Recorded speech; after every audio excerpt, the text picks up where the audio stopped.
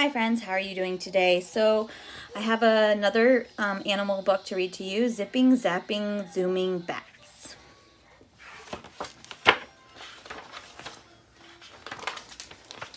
When the sun goes down, bats come out to hunt. You have to look quickly to see a bat before it's gone.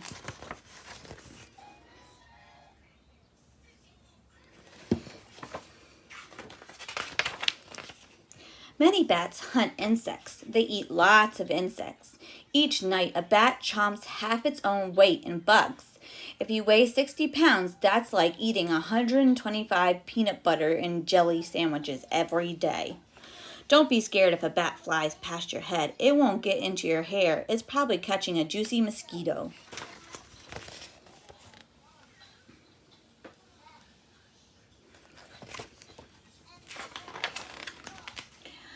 Bats are terrific hunters. A little brown bat can catch 150 mosquitoes in 15 minutes. The gray bat can gobble 3,000 insects in one night. Bracken Cave in Texas is home to 20 million Mexican free-tailed bats.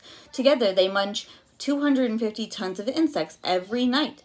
Bats help get rid of insects that bite people. Bats also zap moths, beetles, and grasshoppers. These insects eat farmers' crops, the food that you and I need. So bats are really good for our crops and stuff, friends. Isn't that awesome? They help us. Bats are good hunters because they have a special way of using sound. Bats make high beeping sounds. These sounds are too high pitched for our ears, but bat ears can hear things ours can't. The beeps go out from the bat in waves. The sound waves hit objects around the bat. When sound waves hit an object, they bounce back. The bounce sound waves come back to the bat as echoes. The bat can tell by the echo what kind of insect is near and exactly where it is. Then the bat can catch it. We call this echolocation. Well, that's really cool that he can do that, right, friends? Don't you wish you could do that? The echoes that bounce off a tree sound different from the echoes that bounce off a bug. Bats use a echolocation to hear things that are in their way. They can zoom fast through dark forests and black cave tunnels. If a bat gets into your house, open a door or window. The bat will echolocate and hear the opening it can use to fly out.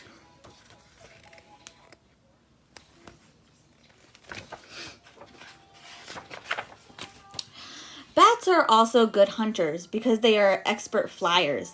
Their wings are different from birds' wings. Bat wings have long arm bones with extra long finger bones. A thin skin called a membrane stretches between the bones. The membrane connects the wing bones to the bat legs and body. It may also join the tail to the legs. So here's the back. And this is the tail membrane and the tail. Those are his thumbs up here. And the wing membranes. And this is the second finger. And this is the third finger, the fourth finger, the fifth finger. Bats are really cool, right, guys? Bat wings are like webbed hands. A flying bat can move its wings much the way you can move your fingers.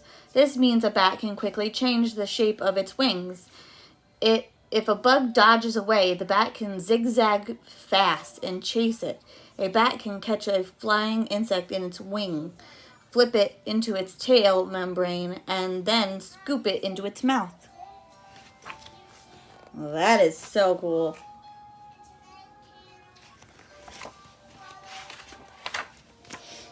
Bats have hooked claws on their toes and thumbs. When bats sleep or clean themselves, they hang upside down by their toe claws. They use their claws to move around on their roosts to comb their fur and to clean their ears. Bats keep themselves as clean as cats, using both their tongues and claws.